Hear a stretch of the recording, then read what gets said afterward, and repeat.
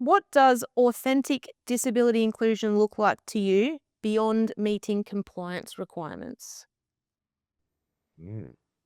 Look, I think for me, it's about not necessarily having to have these sort of purposeful conversations about disability to bring awareness to people, that it becomes part of our everyday business and how we do business, and that it's actually integrated. And you always want to have development in your organization because you always have new people coming on. So you always want to have the opportunities to develop, and things change in industry. So you want to stay up to date. But I'd like to get to a point where I'm not having to go to every branch and purposely talk about why we should be considering hiring people with disabilities. And if we could ever get to that magical moment, for me, I think that would be my happy place. Yeah.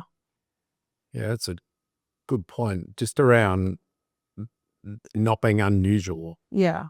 And I think more- that's the interesting thing, is that we're still in this place in our world where it's almost unusual to have, and so it feels in some cases organizations might have a shining light of how special they are, and it's like, well, that's probably a little weird that we need to be this special scenario that someone is doing something, Yeah.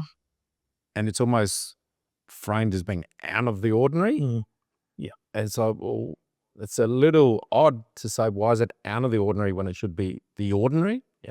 And the out of the ordinary is where people are not, and people don't feel comfortable to even apply. And I think that's probably the shift that is needed, where people can naturally, no matter what their situation, their disability, because every disability is obviously vastly different. And I think we've had this conversation, even mobility and all of that. It's each unique person is different. Yeah. So we, sometimes capture it as a disability, but I sort of think it should be about the person.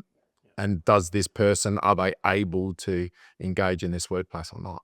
And look, obviously, as a large employer, that's one of the things I'd like to see with us, is that we actually move away from saying, hey, we've got a quota of 7% or 8%, that we actually look at the person and whether or not they're suitable and capable of doing the job. It's not about whether they have a disability. It's just about the actual individual. And we should be able to look beyond somebody that has a disability and purposely focusing on hiring somebody because they have a disability, because we have to meet a quota.